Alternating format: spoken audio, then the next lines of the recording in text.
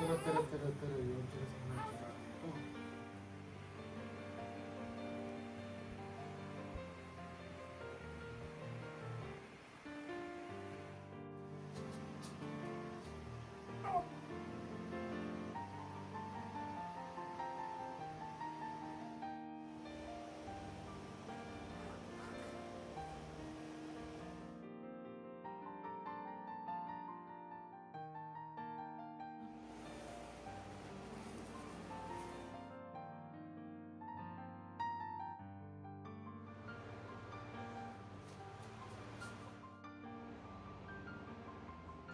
Guys, good morning. Good മോർണിംഗിന് ചെറിയൊരു power കുറവുണ്ടായിരിക്കും കേട്ടോ. കാരണം ഇന്നലെ രാത്രി നമുക്ക് 2 മണിക്കൂർ ഉറക്കം മാത്രമേ കിട്ടിയിട്ടുള്ളൂ. മനഃപൂർവ്വമല്ല, യുവി സമ്മതിക്കാഞ്ഞിട്ടാണ്. അവനെ ഇന്നലെ കുറച്ച് ബുദ്ധിമുട്ടുള്ളൊരു രാത്രിയായിരുന്നു തോന്നുന്നു. ആദ്യം അവൻ കുറേ നേരം കരഞ്ഞു. നമ്മൾക്ക് എന്താ പ്രശ്നം എന്ന് മനസ്സിലായില്ല. പിന്നെ നമുക്ക് ഫിഗർ ഔട്ട് ചെയ്യാൻ പറ്റിയത് അവൻ ഡയപ്പറിൽ അപ്പിയിട്ടിട്ടുണ്ടായിരുന്നു. അപ്പോൾ ആർക്കും അതിൽ കടക്കാൻ വലിയ താല്പര്യം ഉണ്ടായിരിക്കില്ലല്ലോ. അപ്പോൾ ആ പ്രോബ്ലം കണ്ടുപിടിച്ച് വന്നപ്പോൾ കുറച്ച് സമയമെടുത്തു. പിന്നെ അവന് ചെറുതായിട്ട് വയറുവേദന ഉണ്ടായിരുന്നു തോന്നുന്നു കേട്ടോ. കാരണം അതിൻ്റെ കുറച്ച് സിംറ്റംസ് അവൻ കാണിക്കുന്നുണ്ടായിരുന്നു. പിന്നെ അവൻ്റെ പുക്കിൾക്കൊടി കൊഴിഞ്ഞിട്ട് ഇപ്പോൾ ഇന്നലെ കൊഴിഞ്ഞേ. അതായത് അതിൻ്റെ ചില പ്രശ്നം ഇനി അവനുണ്ടോ എന്ന് എനിക്ക് അറിഞ്ഞുകൂടാ. ചിലപ്പോൾ എന്തെങ്കിലുമൊക്കെ മിസ് ചെയ്യുന്നുണ്ടായിരിക്കും. വയറിനൊരു സാധനം പോയതല്ലേ.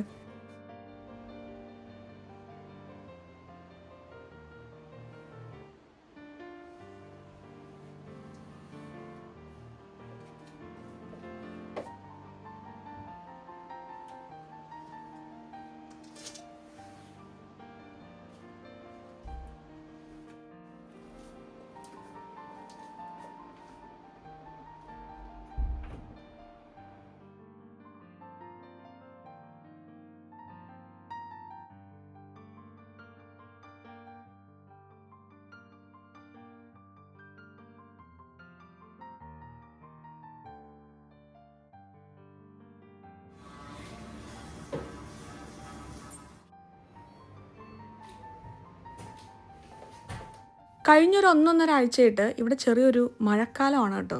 വൈകുന്നേരം ആകുമ്പോൾ നല്ല മഴ വരാറുണ്ട്. പക്ഷെ ഇന്ന് രാവിലെ എണീറ്റ് ജനലൊക്കെ മാറ്റി നോക്കി കഴിഞ്ഞപ്പോൾ നല്ല വെയിൽ കണ്ടു.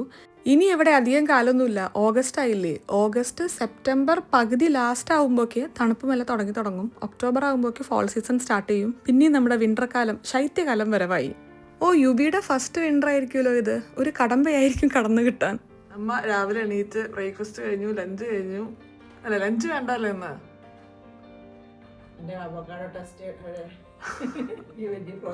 അമ്മ എന്നോട് ഞാൻ രാവിലെ അവക്കാഡോ ടോസ്റ്റ് ഉണ്ടാക്കി കൊടുക്കാന്നൊക്കെ പറഞ്ഞായിരുന്നു. പക്ഷെ ചെക്കൻ സമ്മതിച്ചില്ല. ചെക്ക ഉറങ്ങിയില്ല.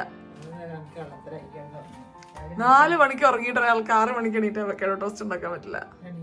അമ്മയുടെ അച്ഛൻ്റെ ഒക്കെ ബ്രേക്ക്ഫാസ്റ്റ് ടൈം രാവിലെ 7:30. നീക്കാൻ മടിയല്ല, ഉറക്കം ഒരു 2 മണിക്കൂർ കിട്ടിയ ഒരാൾക്ക് ശരിയാവില്ലല്ലോ. അപ്പൊ എന്നാ ഞാനത് കഴിച്ചിട്ട് വരാം. അതിനെ ക്യാമറ വെച്ചാ മതി.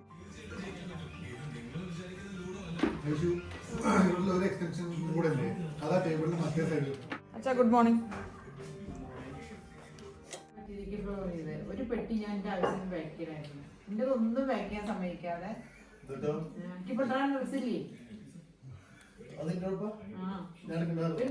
ഡ്രസ് വാങ്ങിക്കാം. അല്ല, ഒരു 4 ഡ്രസ് എടുത്തിട്ടുള്ളൂ ആകെ. അപ്പൊ കുറെ ഇവിടെ വീഡിയോ ഒരു മോശല്ലേ. ടോപ്പുണ്ട്. ടോപ്പിന് വീട്ടില് ജീൻസ് ടോപ്പ് ഇട്ട് പറ്റുക. വീട്ടിൽ തന്നെ ഡ്രസ് വാങ്ങിക്കുക. അതന്നെ വെച്ച ഒന്നും എടുക്കാൻ സമ്മതിച്ചിട്ടില്ല. അമ്മി അച്ഛൻ ഇങ്ങോട്ട് വരുന്ന സമയത്തെ പാക്കിംഗ് എല്ലാം കാര്യമായിട്ട് ചെയ്യുന്നുണ്ടായിരുന്ന അച്ഛനായിരുന്നല്ലോ. അതിൻ്റെ ഒപ്പം തന്നെ അച്ഛന് കുറേ ബേക്കറി, അച്ചാറ്, കുറേ പൊടികളൊക്കെ കൊണ്ടുവരാനുണ്ടായിരുന്നു. അപ്പോൾ കുറേ വെയിറ്റ് ഉള്ളത് കാരണം അമ്മയുടെ കുറച്ച് ഡ്രസ്സും അച്ഛൻ്റെ കുറച്ച് ഡ്രസ്സും മാത്രമേ കൊണ്ടുവരൂ എന്നായിരുന്നു അച്ഛൻ്റെ വാദം. പക്ഷെ അമ്മയ്ക്കാണെങ്കിൽ ഇവിടെ വന്ന് പുറത്തു പോകാൻ എൻ്റെ വ്ളോഗിലൊപ്പം നിൽക്കുക, അങ്ങനത്തെ കുറേ കാര്യങ്ങളുള്ളത് കാരണം അമ്മയ്ക്ക് ഇപ്പോൾ ഡ്രസ്സ് തികയുന്നില്ല എന്നുള്ളതാണ് നമ്മുടെ മെയിൻ പ്രശ്നം. അതുകൊണ്ട് ഈ കോൺവെർസേഷൻ ഇവിടെ 2 ദിവസം കൂടുമ്പോൾ ഉണ്ടാവാറുണ്ട് കേട്ടോ. ഞാൻ പോയി പൂരിയും ബാജിയൊക്കെ കഴിക്കട്ടെ. ഇന്ന് വേറൊരു കാര്യം കൂടെ ഉണ്ട്.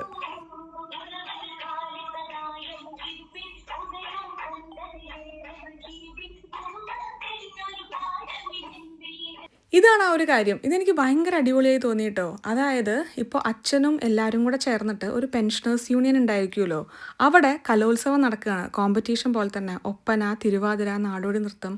അതായത് 58 വയസ്സ് കഴിഞ്ഞ ആൾക്കാർ, റിട്ടയർ ചെയ്ത ആൾക്കാരുടെ കോമ്പറ്റീഷൻ. അപ്പോൾ അവർക്ക് റിട്ടയർമെൻറ്റ് കഴിഞ്ഞ് കഴിഞ്ഞാലും നല്ല കളർഫുള്ളായിട്ട് കുറേ കാര്യങ്ങളൊക്കെ ചെയ്യാൻ വേണ്ടിയിട്ടുണ്ടായിരിക്കുമല്ലോ. എനിക്കത് ഭയങ്കര നല്ലൊരു ഇനീഷ്യേറ്റീവായിട്ട് തോന്നിയിട്ടുണ്ടായിരുന്നു. അച്ഛൻ ഇത് ഓർഗനൈസ് ചെയ്ത ആൾക്കാരിലൊരു മെയിൻ ആളായിരുന്നു കേട്ടോ.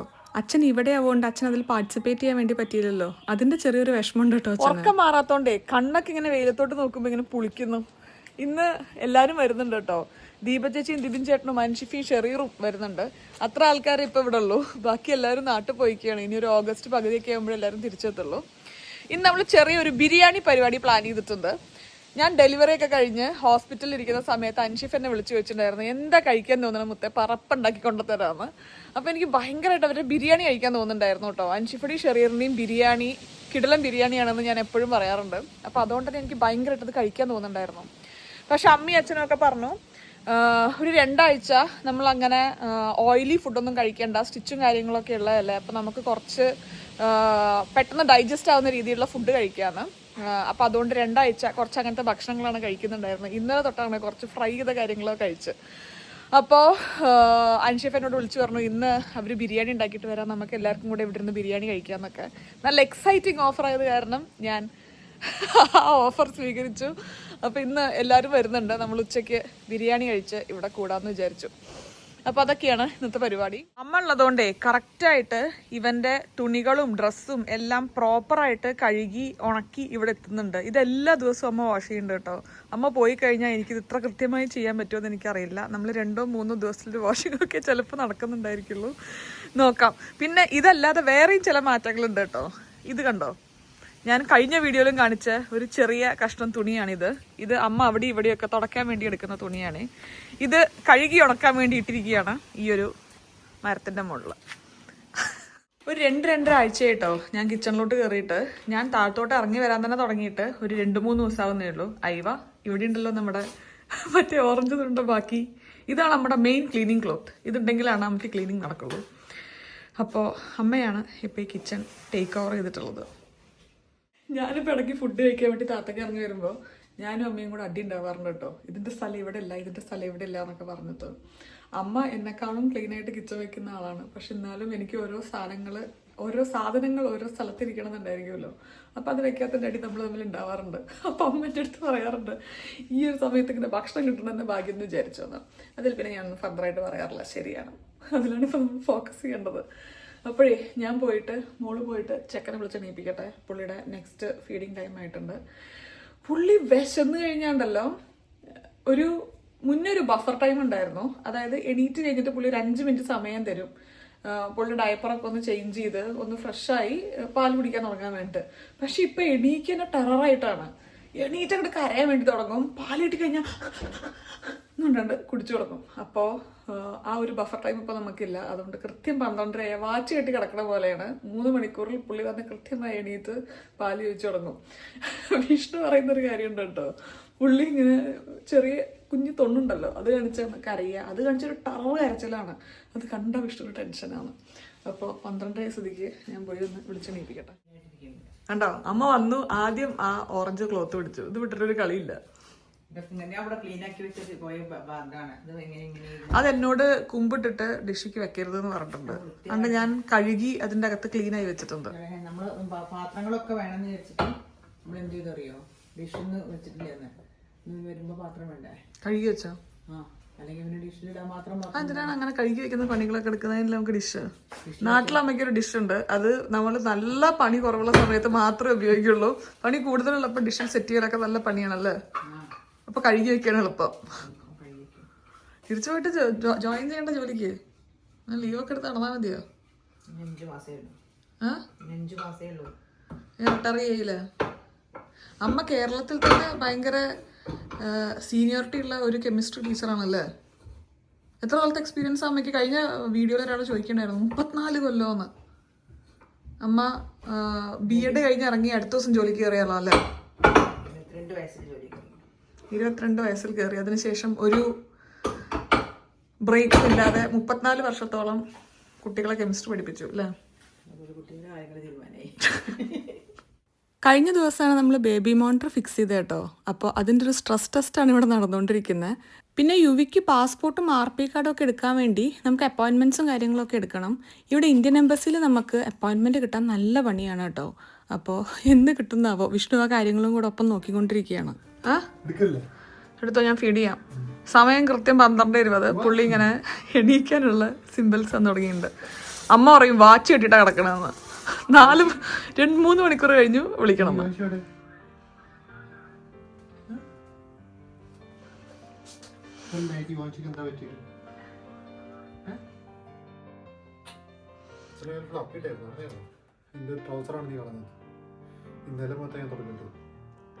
ഞാൻ അപ്പീൽ ചവിട്ടി വീഴാൻ പോയി. ഇതിനൊക്കെ ആര് മനസ്സമാധാനം പറയും? എന്താ പറ്റിയത്? പ്രോബ്ലം അമ്മമ്മ ഒന്നെടുത്തപ്പോ നീ കരഞ്ഞു ഉറങ്ങിയില്ലോ. ഞങ്ങൾ രണ്ടുപേരും ചെയ്തിട്ട് എന്തായിരുന്നു തെറ്റാണ്? എങ്ങനെയാണ് വിഷ്ണു നമുക്ക് അറിയാ? ടെററായിട്ട് തൊണ്ണ് കാണിച്ച ഒരൊറ്റ കരച്ചിലാണ്. ആ കരച്ചിൽ കണ്ടാ വിഷ്ണുവിന് പേടി. അപ്പൊ വിഷ്ണുക്ക് കൊണ്ടു തരും. നീ എനിക്ക് കൺട്രോൾ ചെയ്യാൻ പറ്റില്ല എന്ന്. കണ്ണു തുറന്നുണ്ടോ? ചിരിക്കണ്ടോ?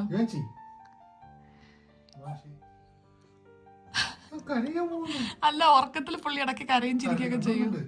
കണ്ണു തുറന്നുണ്ടോ? എന്നാ മറ്റേ ടൈമർ സ്റ്റാർട്ട് ആയതാ തോന്നുന്നു. ഫസ്റ്റത്തെ വാണിംഗ് ആണ് ഇപ്പൊ കിട്ടിയത്. നീ മാത്രമേ ഇവിടെ ഉറങ്ങുന്നുള്ളൂ, ഇവിടെ ഉറങ്ങുന്നില്ല.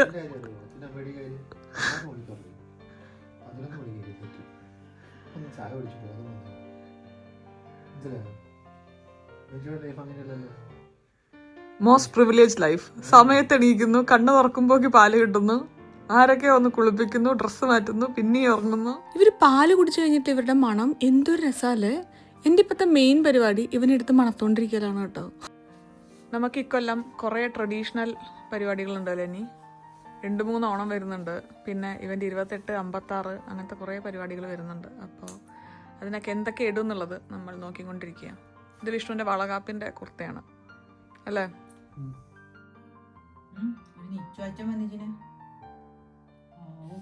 വെള്ളാട്ട പണിയാണ്, ചെറിയ പണിയൊന്നുമല്ല. ഉടങ്ങനെ അണിയാ ഞാൻ അല്ലി അണി ആരാണ് കഴിഞ്ഞ് നീച്ചാട്ടില്ല. തീനൊരു വയ്യായി എഴുതി വിൽക്കണം. സ്വഭാവം കാണുന്നുണ്ട്. നമുക്കൊന്ന് കുളിക്കണ്ടേ?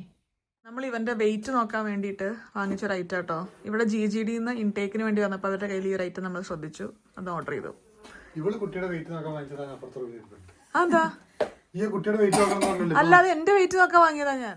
അമ്മയ്ക്ക് ഇവിടുത്തെ കുളിപ്പിക്കൽ രീതിയൊന്നും അങ്ങോട്ട് ശരിയാവണില്ലെന്നാണ് അമ്മ പറയുന്നത്. ടബും ഒക്കെ അല്ല അമ്മ, നല്ല കാലിൽ നിവർത്തി കിടത്തി കുളിപ്പിക്കാൻ പറ്റണം എന്ന്. അമ്മമ്മ അങ്ങനെയായിരുന്നു എന്നീ രോഹിത്തിനെയൊക്കെ കുളിപ്പിച്ചിരുന്നു. എനിക്ക് ഓർമ്മയില്ല, അവരൊക്കെ പറഞ്ഞു കേട്ട് എനിക്ക് ഓർമ്മയില്ല. ഇന്ന് കാര്യമായിട്ട് കുളിപ്പിക്കില്ല കേട്ടോ, ജസ്റ്റ് ഒരു മുക്കി തുടപ്പിക്കൽ പരിപാടി മാത്രമേ ചെയ്യുന്നുള്ളൂ. അല്ലെങ്കിൽ ആ ടബിൽ കിടത്തിയിട്ടാണ് കുളിപ്പിക്കാറ്. കാരണം പുക്കിൾക്കൊടി മുഴുവൻ ഉണങ്ങിയിട്ടേ ഇനി കുളിപ്പിക്കാൻ പാടുള്ളൂ എന്നാണ് അമ്മ പറയണത്. പുക്കിൾക്കൊടി കഴിഞ്ഞാൽ 2 ദിവസം കുളിപ്പിക്കരുത് അല്ലേ? പനി വരും. അപ്പോ ഇത് അമ്മ നാട്ടിൽ നിന്ന് ഉണ്ടാക്കി കൊടുന്ന നമ്മുടെ വിർജിൻ കോക്കനട്ട് ഓയിലാണ് അല്ലേ? അമ്മ 6 തേങ്ങ പൊളിച്ചുണ്ടാക്കിയതല്ലേ? തേങ്ങ പൊളിച്ചിട്ടുണ്ടാവില്ല.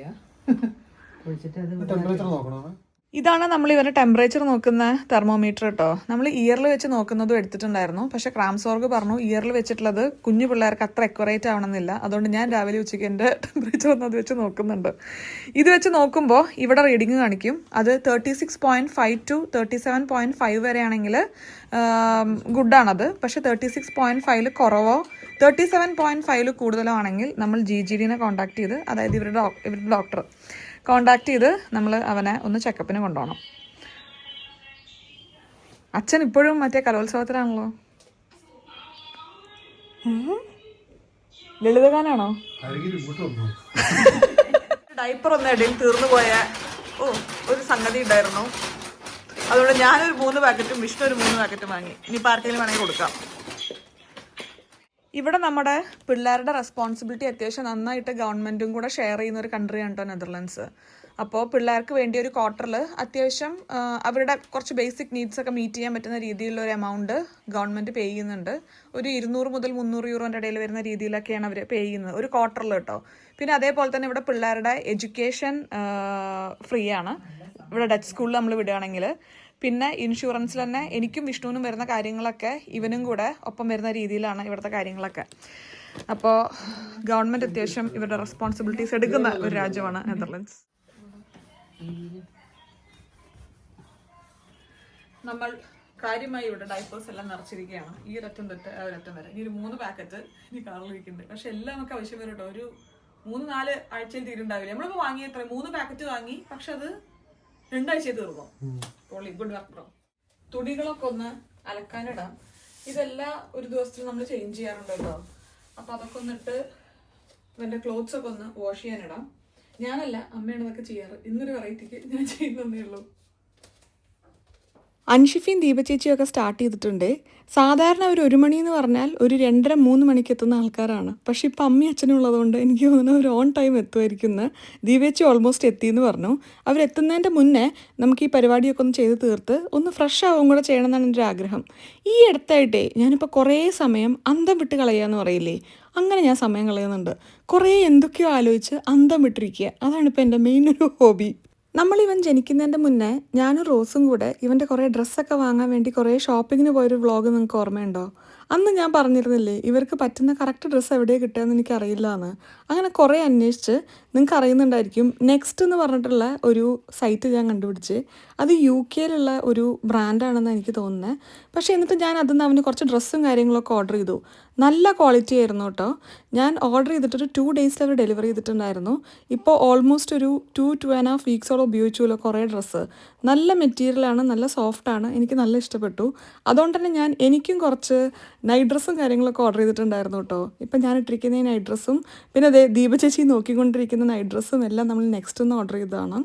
എനിക്ക് എൻ്റെ നൈറ്റ് ഡ്രസ്സിൻ്റെയും മെറ്റീരിയൽ നല്ല ഇഷ്ടപ്പെട്ടു. ഞാൻ ഈ ഒരു സൈറ്റിനെ പറ്റി കേട്ടിട്ടുണ്ടെങ്കിലും ഞാൻ ഇതുവരെ ഓർഡർ ചെയ്ത് നോക്കിയിട്ടുണ്ടായിരുന്നില്ല. അമ്മു ചേച്ചിയൊക്കെ പറഞ്ഞ് കേട്ടിട്ടുണ്ടായിരുന്നു. പക്ഷെ ഓർഡർ ചെയ്തപ്പോൾ എനിക്ക് പേഴ്സണലി നല്ല ഇഷ്ടപ്പെട്ടു കേട്ടോ. ഇതൊരു പ്രൊമോഷനായിട്ടൊന്നും പറഞ്ഞതല്ല കേട്ടോ. ഞാൻ പേഴ്സണലി എക്സ്പീരിയൻസ് ചെയ്തപ്പോൾ എനിക്ക് നന്നായിട്ട് തോന്നിയ ഒരു സൈറ്റ് ഞാൻ ഒന്ന് ഷെയർ ചെയ്തേ ഉള്ളൂ. എനിക്ക് ഡെലിവറിയിൽ 1-2 ഇഷ്യൂസും കാര്യങ്ങളൊക്കെ വന്നു കഴിഞ്ഞപ്പോഴും ഇവിടെ കസ്റ്റമർ സർവീസിൽ വിളിച്ചപ്പോൾ എനിക്ക് അടിപൊളിയായിട്ടാണ് അവരെൻ്റെ പ്രോബ്ലം സോൾവ് ചെയ്ത് തന്നത്.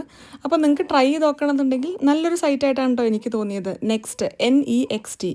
ഇപ്പം സമ്മർ ആവുകൊണ്ടാണ് തോന്നുന്നു എവിടെ നിന്നൊക്കെ പൊടി വരുന്നതെന്ന് മനസ്സിലാവുന്നില്ല. പിന്നെ ഇവൻ ഫുൾ ടൈം അധികം ഈ റൂമിൽ തന്നെ ആവുകൊണ്ട് നമ്മൾ 1-2 തവണ ഈ റൂമൊന്ന് വാക്വം ചെയ്യാറുണ്ട് കേട്ടോ. എന്നാലും അത്യാവശ്യം നല്ല പൊടി കിട്ടാറുണ്ട് അവിടുന്ന് ഇവിടുന്ന്. Biryani girls here. എന്താണിത്? ബേബിക്ക് ഐശ്വനാണ് തരാ. ബേബി ഇവിടെ ബേബി ഇവിടെ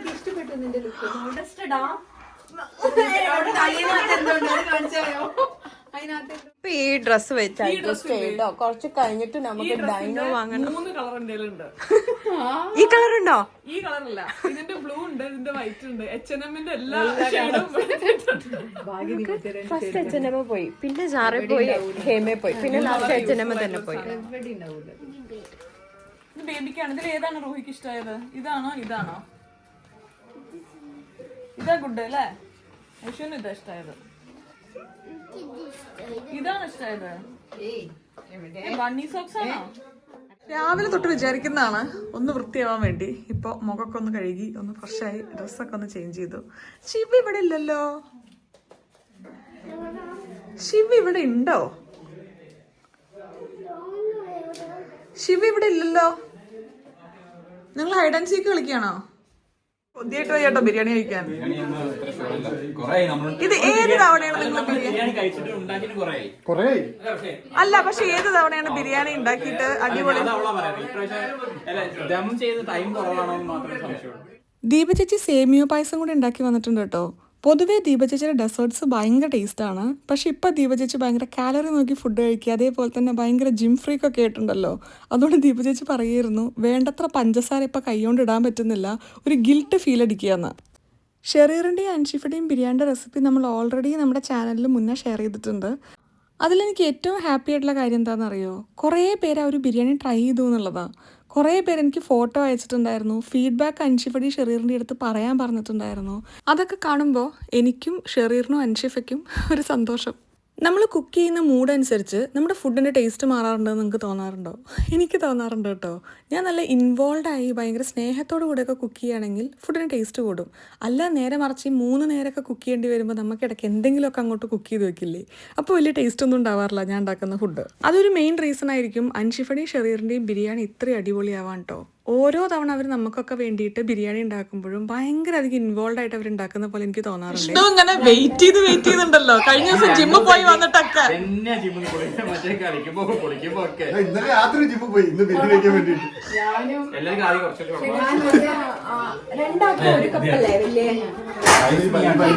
ഈ പ്ലേറ്റിന് ആരെങ്കിലും ക്ലെയിം ചെയ്യുന്നുണ്ടോ? ആ ഓഫ് കോഴ്സ്. ഈ കപ്പ് നമ്മോട് നിങ്ങൾക്ക് ഒരു പ്ലേറ്റ് ഇതിനാണ് അത് ദിവസം ബുക്ക് ചെയ്തായിരുന്നു. നിങ്ങള് കുടുംബമായിട്ട് ബുക്ക് ചെയ്തിറങ്ങി. ആരുടെ ശരിക്കും ഇത് ആരുടെയാണ്? ഐശ്വര്യാണോ? ആരുടെ പ്ലേറ്റാ ഇത് ഒഫീഷ്യലി ഒഫീഷ്യലി ആരുടെ പ്ലേറ്റാ? ഒഫീഷ്യലി ഇത് ആരുടെ നിന്റെയാണോ? അത് ഈ പ്ലേറ്റിൽ ഞാൻ ഒരിക്കലും കഴിക്കാത്തോണ്ട് അത് അവള് ഒഫീഷ്യൽ ആയതാ. നിങ്ങൾക്ക് ഇഷ്ടമല്ല എനിക്ക് പ്ലേറ്റ് ഇഷ്ടമല്ല. ഉണ്ടാക്കണേൽ മാത്രല്ല വിളമ്പണേലുണ്ട് കാര്യം അല്ലേ? പിടിക്കുന്നതിലുണ്ട്.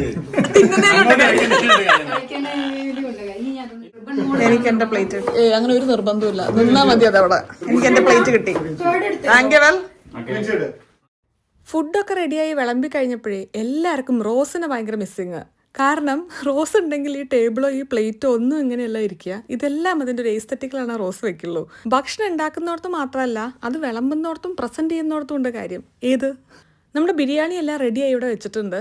സൈഡിൽ യുവി ബോയ് കടന്ന് ഉറങ്ങുന്നുണ്ട് കേട്ടോ. അപ്പോൾ എല്ലാവരും അവൻ്റെ ചുറ്റും ഇരുന്നുകൊണ്ടിരിക്കുകയാണ്. എനിക്കാണെങ്കിൽ വിശന്നിട്ട് വയ്യ, ഞാൻ എന്തെങ്കിലും ഒന്ന് കഴിച്ചു തുടങ്ങട്ടെ കേട്ടോ. എനിക്ക് ആരെയും വെയിറ്റ് ചെയ്യാനുള്ള സമയമൊന്നുമില്ല, ഞാൻ കഴിക്കാൻ വേണ്ടി പോവാണ്. കൊച്ചു കിട്ടിയൊരു ബിരിയാണി ആയിരുന്നു.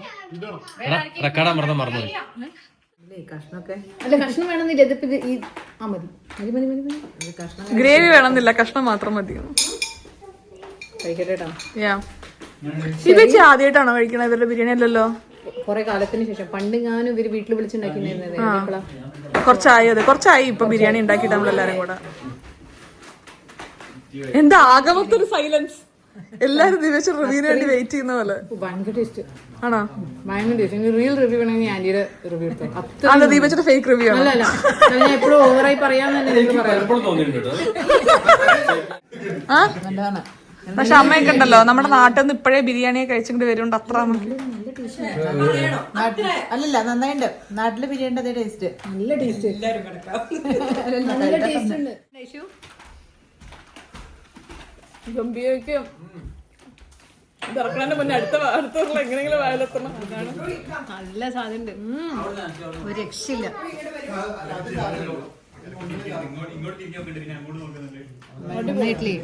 വീട്ടിലൊക്കെ കല്യാണങ്ങൾക്കൊക്കെ പോകുമ്പോ കഴിക്കുന്ന ബിരിയാണി പോലെ ഉണ്ട്. ഇതേപോലെ ഞാൻ ഉണ്ടാക്കിയാലും ഒരിക്കലും ഇങ്ങനെയാവില്ല.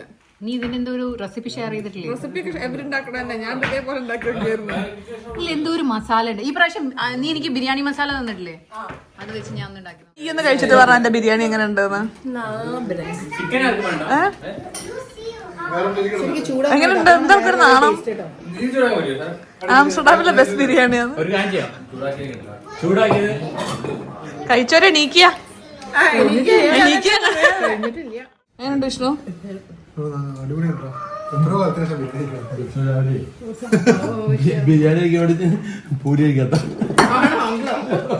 ഇന്നലെ ജിമ്മിൽ പോയതിന്റെ ബിരിയാണി കഴിക്കാനാണ്.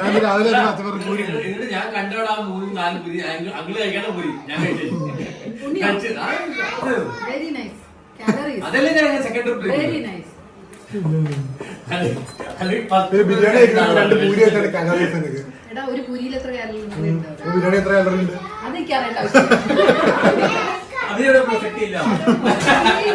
വിഷ്ണുവിന് ആഴ്ചയിൽ ഒരിക്കൽ മാസം നന്നായി പോകണമെന്നുണ്ടെങ്കിൽ ഒരു ബിരിയാണി കഴിക്കണം. ശരിക്കും വേണം കേട്ടോ.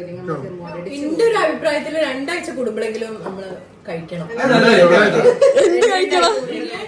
ചന്ദനം ചാരിയ ചന്ദനം മണക്കും എന്നൊക്കെ പറയില്ലേ, അങ്ങനെ എൻ്റെ ലൈഫിൽ വന്ന വലിയൊരു മാറ്റമാണ്. ഇവിടെ വന്ന് എല്ലാവരെയും പരിചയപ്പെട്ടതിന് ശേഷം കുറച്ചും കൂടെയൊക്കെ ഹെൽത്ത് ശ്രദ്ധിച്ചു തുടങ്ങി, കുറച്ചും കൂടെയൊക്കെ ജിമ്മിൽ വർക്കൗട്ട് ചെയ്യാൻ പോയി തുടങ്ങി, കാലറീസ് നോക്കി ഭക്ഷണം കഴിച്ചു തുടങ്ങി എന്നുള്ളതൊക്കെ കേട്ടോ. നമ്മൾ വൺസ് ഇത് ചെയ്തു തുടങ്ങിക്കഴിഞ്ഞാൽ അതിന് ശേഷമുള്ള നമ്മുടെ ജീവിതവും അതിന് മുൻപുള്ള നമ്മുടെ ജീവിതവും രണ്ടും രണ്ടാണ്. കാരണം ഇതിൽ എത്ര കാലറീസ് ഉണ്ട് എന്നുള്ളതൊക്കെ നമ്മൾ ഓരോ കാര്യം കഴിക്കുമ്പോഴും നമ്മുടെ തലയിൽ ഇങ്ങനെ ഓടിക്കൊണ്ടിരിക്കും കേട്ടോ. ഞാനിപ്പോൾ എൻ്റെ കാര്യമല്ല പറയുന്നത്, കാരണം ഞാനിപ്പോൾ കഴിഞ്ഞൊരു 1-1.5 വർഷമായിട്ട് ഇതൊന്നും നോക്കാതെയാണല്ലോ എനിക്ക് വേണ്ട ഭക്ഷണം എല്ലാം കഴിക്കുന്നത്. പക്ഷേ ഇപ്പോൾ ദീപ ചേച്ചിയും ദിബിൻ ചേട്ടനും അമ്മു ചേച്ചിയും വിഷ്ണു, ഷെറീർ, അൻഷിഫ, ഈ കാണുന്ന എല്ലാവരും നന്നായിട്ട് ജിമ്മിൽ പോയി വർക്കൗട്ട് ചെയ്ത് ഫുഡ് നോക്കി കഴിക്കുന്ന ആൾക്കാരാണ് കേട്ടോ. ഇനിയിപ്പോൾ അല്ലെങ്കിൽ ചെയ്ത് തുടങ്ങിയ ആൾക്കാരാണ്. അപ്പോൾ ഈ ഏരിയയിൽ ഇപ്പോൾ ജിമ്മിൽ കാല് വെക്കാത്തവരെ ഒരാൾ ഞാൻ മാത്രമാണ്.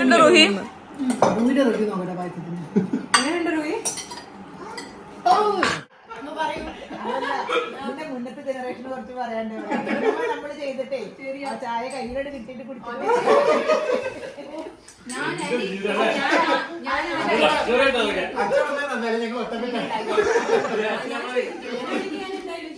അല്ല, അത് കഴിഞ്ഞാലേ ആ കൊടുത്ത ക്ലാസ്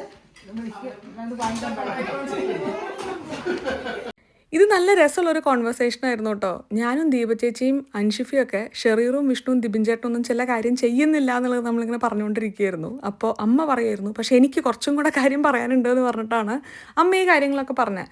പക്ഷേ ഇത് ഒരു 7-8 വർഷം മുന്നേ അച്ഛനെ പറ്റിയിട്ടാട്ടോ പറയുന്നത്. കാരണം ഇപ്പം അച്ഛൻ കുറച്ചും കൂടെയൊക്കെ കിച്ചണിൽ കാര്യങ്ങൾ ചെയ്യാറുണ്ട്. അതേപോലെ തന്നെ വീട്ടിൽ ബാക്കി കാര്യങ്ങളും അച്ഛൻ നല്ല ഇൻവോൾവ് ആയിട്ട് തന്നെ ചെയ്യാറുണ്ട്. പിന്നെ ചില ശീലങ്ങളൊക്കെ ചില ആൾക്കാർക്ക് മാറാൻ ഒരു സുപ്രഭാതം മതിയായിരിക്കില്ലല്ലോ, ഒരു ഗ്രാജുവൽ പ്രോസസ്സായിരിക്കും. അങ്ങനെ അച്ഛന് ഒരുപാട് മാറ്റം വന്നിട്ടുണ്ട്. ഞാനേ ഇവന് പോയിട്ട് ഒന്ന് ഫീഡ് ചെയ്യട്ടെ, ഇവൻ ചെറുതായി കരഞ്ഞു തുടങ്ങിയിട്ടുണ്ട്. അറിയാട്ടോ എങ്ങനെ ഹോൾഡ് ചെയ്യണ്ടെന്ന്.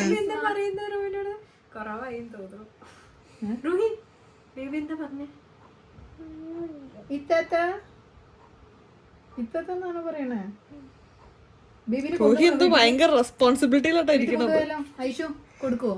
ആ, കൊണ്ടുപോയിക്കോട്ടെ. പക്ഷെ കാർ സീറ്റ് പക്ഷെ ഒരു കണ്ടീഷൻ ഉണ്ട്, ബേബി വന്ന ബേബിയുടെ കൂടെ ഞാനും വരും. ഐഷു എന്തായാലും വരുന്നൊക്കെ മടിയിലുണ്ട്.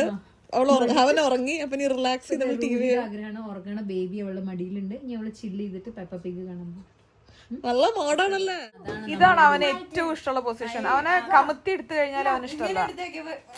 അല്ല, നിങ്ങളെന്താണ് ജമ്പിങ് കോമ്പറ്റീഷൻ ആണോ?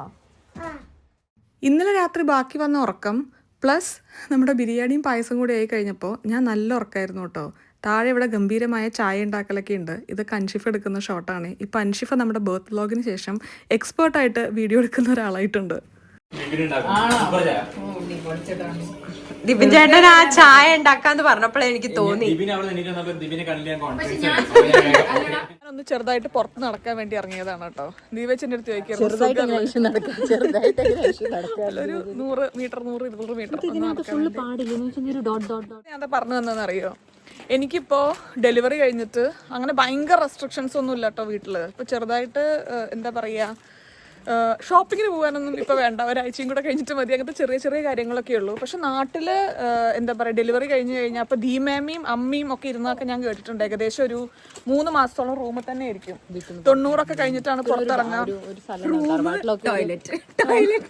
അൻഷിഫ് അങ്ങനെയായിരുന്നു, അൻഷിഫ് പറയുന്നുണ്ടായി അല്ലേ. അപ്പോൾ എനിക്കൊരു 2 ആഴ്ച കഴിഞ്ഞപ്പോൾ തന്നെ ഞാൻ ദീപേച്ചിയുടെ അടുത്ത് പറയായിരുന്നു, ബന്ധനം കാഞ്ചന കൂട്ടിലാണെങ്കിലും ബന്ധനം ബന്ധനം തന്നെ പാരിൽ.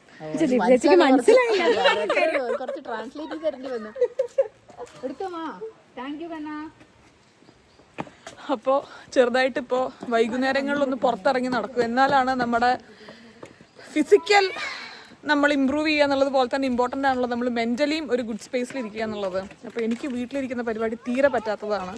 എനിക്ക് തോന്നുന്നത് ഒട്ടുമിക്ക ആൾക്കാർക്കൊക്കെ ടഫായിരിക്കും. കാരണം ഇത്രയും ഒരു ജഗ ഫേസിൽ കൂടെ പോയതല്ലേ നമ്മൾ. അപ്പോൾ നമുക്ക് പുറത്ത് പോവുക, ആൾക്കാരെ മീറ്റ് ചെയ്യുക, വർത്താനം പറയുക, ഇഷ്ടമുള്ള ആൾക്കാരോട് സംസാരിക്കുക എന്നുള്ളതൊക്കെ വളരെയധികം ഇമ്പോർട്ടൻ്റ് ആണ്. അതൊക്കെ നമ്മൾ ചെയ്യാതെ റെസ്ട്രിക്റ്റ് ആയിരുന്നു കഴിഞ്ഞാൽ നമുക്ക് ഗ്രാജുവലി നമ്മുടെ മെൻ്റൽ സന്തോഷങ്ങൾ കുറഞ്ഞു തുടങ്ങാൻ സാധ്യതയുണ്ട്. ഭയങ്കര സത്യം പറഞ്ഞാ ഞാൻ എത്രയും പ്രതീക്ഷിച്ചില്ലായിരുന്നു. ലാസ്റ്റ് ട്വിസ്റ്റ് ആയി പോയി, അവസാനം ട്വിസ്റ്റ് ആയി പോയി. സ്മൂത്ത് ആയി പോയ ഒരു സാധനം 1 ട്വിസ്റ്റ് ആയി, പിന്നെ ഹാപ്പി എൻഡിങ്. അതായിരുന്നു എന്റെ ഡെലിവറി. ഹാപ്പി എൻഡിങ് അടുത്ത ദിവസമാണ് ആയത്, നമ്മളെല്ലാം കൂടെ ഒന്ന് ഇതായിട്ട്. എന്നാലും 2 ആള് രണ്ടായി കിട്ടുകയാണല്ലോ അതെ. അപ്പോഴത്തെ ഒരു ഏറ്റവും ഇമ്പോർട്ടന്റ് ആയിട്ടുള്ള കാര്യം. ഞാൻ മുഴുവൻ സ്റ്റോറി പറഞ്ഞിട്ടില്ല, ഞാനത് അല്ലെങ്കിൽ അടുത്ത വ്ളോഗിൽ നിങ്ങളുടെ അടുത്ത് ഷെയർ ചെയ്യാം. ഞാൻ വിചാരിച്ചു മെന്റലി ഞാനതൊന്ന് റിക്കവേർഡ് ആവട്ടെ, എനിക്ക് അധികം ഇമോഷൻസ് ഇല്ലാതെ കാര്യം പറയാൻ പറ്റുന്ന ഒരു ലെവലിലോട്ട് ഞാൻ റിക്കവർ ആയിട്ട് എൻ്റെ ഡെലിവറി സ്റ്റോറി പറയാന്നുള്ളത്. ഇപ്പം ഞാൻ ആയിട്ടുണ്ട്. ഇപ്പം ഞാൻ പറന്ന് പറയാൻ പറ്റുന്ന ഒരു അവസ്ഥയിലെത്തിയിട്ടുണ്ട്. അപ്പം ഞാൻ നെക്സ്റ്റ് വ്ളോഗിൽ പറയാം. എന്നാ ആ ചോദ്യം ദീപ ചേച്ചിയുടെ ഒന്നും കൂടെ ചോദിക്കട്ടെ. എൻ്റെ ഡെലിവറി എങ്ങനെയാണ് ദീപ ചേച്ചിയുടെ കണ്ണുകളിലൂടെ?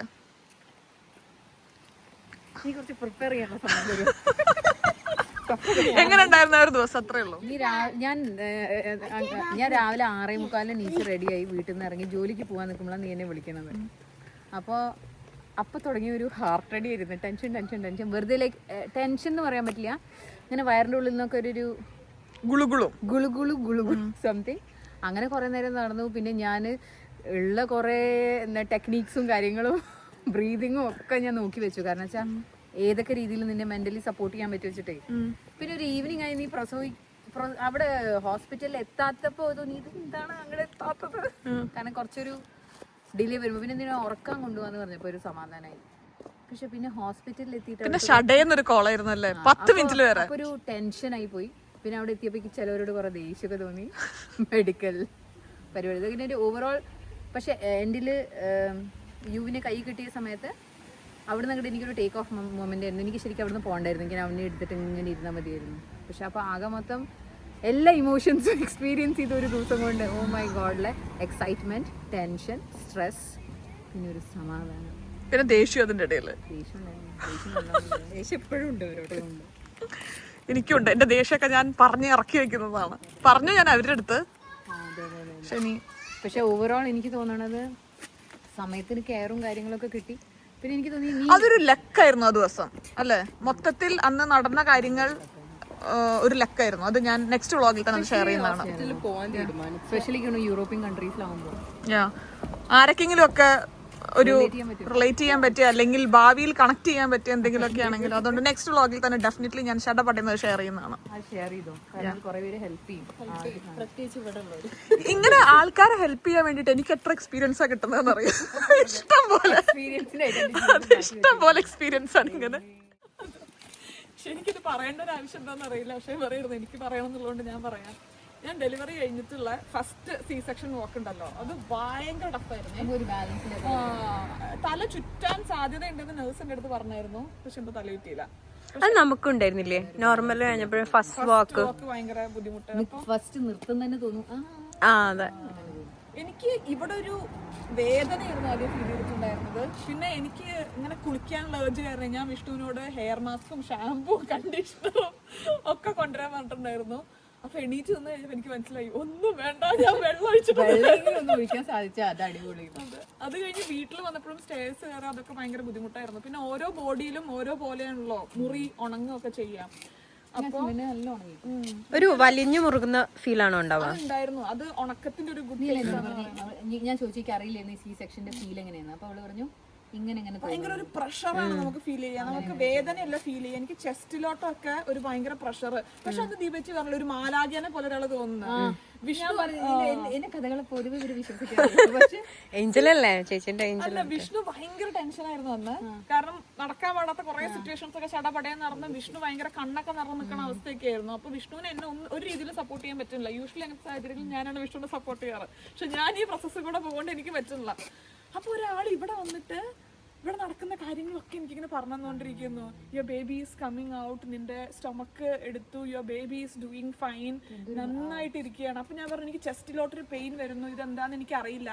അപ്പൊ അവരെന്റെ അടുത്ത് പറഞ്ഞു അത് ഈ അനസ്തേഷ്യയുടെ ഒരു ഫീലാണ്, നിനക്ക് കുറച്ചും കൂടെ ഓക്സിജൻ സപ്ലൈ എക്സ്ട്രാ തരാം. എന്നിട്ട് അവരിങ്ങനെ എന്തൊക്കെയോ ചെയ്യാ. എനിക്ക് അവരെ കെട്ടിപ്പിടിച്ച് വേണ്ടിയിട്ട് ഈ ഒരു മുഖം, ഈ ഒരു ഫീലിംഗ് നിന്റെ കൂടെ ലൈഫ് ലോങ് ഉണ്ടാവും. ആ ഒരു മെമ്മറി, അതൊരു കോർ മെമ്മറി. എനിക്ക് അതിന്റെ മുഖം ഓർമ്മയില്ല, പക്ഷെ എന്നെ സി സെക്ഷൻ ചെയ്ത ഡോക്ടറുടെ മുഖം എനിക്ക് ഓർമ്മയുണ്ട്. കാരണം അങ്ങനത്തെ ഒരു സിറ്റുവേഷൻ നമ്മൾ രക്ഷിച്ചെടുത്ത ഒരാളാണല്ലോ. എനിക്ക് അവരുടെ ശബ്ദവും അവരുടെ മുഖവും എനിക്ക് ഭയങ്കര ഓർമ്മയുണ്ട്. അത് കഴിഞ്ഞ് വീട്ടിൽ വന്നിട്ടുള്ള ഫസ്റ്റ് വാക്കൊക്കെ ഭയങ്കര ബുദ്ധിമുട്ടായിരുന്നു. ഒരു 10 ദിവസം കഴിഞ്ഞപ്പോൾ പുറത്തിറങ്ങിയിട്ട് ഞാൻ 300 മീറ്റർ നടന്നു. അത് എനിക്ക് ഇവിടെയൊക്കെ കുളത്തി പിടിച്ചൊരു ചെറിയ പെയിൻ ഉണ്ടായിരുന്നു. പക്ഷെ എൻ്റെ അടുത്ത് ഫ്രാൻസോർഗ് പറഞ്ഞു നമ്മൾ നടക്കുന്തോറുമാണ് മുറി ഹീലാവുക എന്നുള്ളത്. സെക്കൻഡ് വാക്ക് കുറച്ചും കൂടെ ബെറ്റർ ആയിരുന്നു. ഇപ്പൊ ഞാൻ വലിയ തിരക്കേടില്ലാതെ നടക്കുന്നുണ്ട്. ഇവിടെ ഒരു പിടുത്തം ഒന്നും ഒരു മാരത്തണോടുള്ള ശക്തി ഇപ്പം എനിക്കുണ്ട്. പക്ഷെ അമ്മനെ കൊല്ലുന്നു വീട്ടിൽ തന്നെ. സ്ലോ ആയിട്ട് എടുക്കണം കാര്യങ്ങൾ. നമ്മൾ ചടപടയെന്ന് എടുക്കരുത്. വിവച്ചനോട് അതാ പറയുന്നത്, നീ ഒട്ടങ്ങി ഒതുങ്ങിയിരിക്കുക. പക്ഷെ എനിക്ക് തോന്നുന്നു അധികം നടക്കുന്ന ടൈഷു അവിടെ മഴ വീഴുന്നു. ഒരു 300 മീറ്റർ നടന്ന് നമുക്ക് തിരിച്ചാണ്. ഈ വീഡിയോ കാണിച്ചു ഞങ്ങളുടെ ആരും അത് പെട്ടെന്ന് നെഗറ്റീവ് അടിക്കുന്നു വീട്ടിൽ. നല്ല രസമുള്ള ഒരു വെതർ കേട്ടോ. നാട്ടിലൊക്കെ ഒരു വെതർ പോലെ ഉണ്ട്. മൂടിക്കെട്ടിയ അന്തരീക്ഷം, മഴയ്ക്ക് വേണ്ടി വെയിറ്റിംഗ്. കഴിഞ്ഞ 2-3 ദിവസമായിട്ട് ഇവിടെ നല്ല മഴയാണ്. ഈ ദീപ ചേച്ചി വെറുതെ ഒരു വീടിന്റെ മുന്നിൽ കൂടെ നടക്കുമ്പോഴേ ആ വീടിന് നെഗറ്റീവ് എനർജി ഉണ്ട്, പോസിറ്റീവ് എനർജി ഉണ്ട് എന്നൊക്കെ 5 മിനിറ്റ് ഇങ്ങോട്ട് വരല്ലോ. കുറച്ച് ഡീറ്റെയിൽ ആയിട്ട് പറഞ്ഞിരുന്നു. ഞാൻ എന്റെ കുപ്പായിട്ട് വന്നാണ്ടല്ലോ ഈ കാണുന്ന ലുക്കേ ഉള്ളൂ. ബിരിയാണി ഉണ്ടാക്കുന്നേ ഉള്ളൂ. ചേച്ചി വേണ്ട, എല്ലാം ഞാൻ സഹിക്കും. ഈ പ്രേതം മാത്രം എനിക്ക് പറ്റില്ല. ഈ വ്ളോഗ് എഡിറ്റ് ചെയ്യുമ്പോൾ എവിടേക്കോ പല കാര്യങ്ങളും ഭയങ്കര റോ ആയിട്ട് വെക്കാൻ എനിക്ക് തോന്നി. അതുകൊണ്ട് ഭയങ്കര എഡിറ്റിംഗ് ഞാൻ ചെയ്തിട്ടില്ല കേട്ടോ. നിങ്ങൾക്ക് ഈ ഒരു ചെറിയ വ്ളോഗ് ഇഷ്ടപ്പെട്ടു എന്ന് ഞാൻ വിചാരിക്കുന്നു. പരിപാടി കഴിഞ്ഞ് എല്ലാവരും ദേ പോയി. അപ്പോൾ വീണ്ടും നല്ലൊരു വീഡിയോ ആയിട്ട് കാണുന്നവരെ എല്ലാവർക്കും നന്ദി, നമസ്കാരം, സസ്നേഹം, തനി മലയാളി. നമുക്ക് അടുത്ത കുറച്ച് ദിവസം കണ്ടിന്യൂസ് ആയിട്ട് വ്ളോഗ്സ് പോസ്റ്റ് ചെയ്താലോ? കാരണം എനിക്ക് വീട്ടിലിപ്പോൾ ഭയങ്കര ബോറടിയാണ്. അപ്പോൾ ഞാൻ വിചാരിക്കുമായിരുന്നു കുറച്ച് കണ്ടിന്യൂസ് ആയിട്ട് വ്ളോഗ് ചെയ്താലോ എന്ന്. എന്താ നിങ്ങളുടെ അഭിപ്രായം?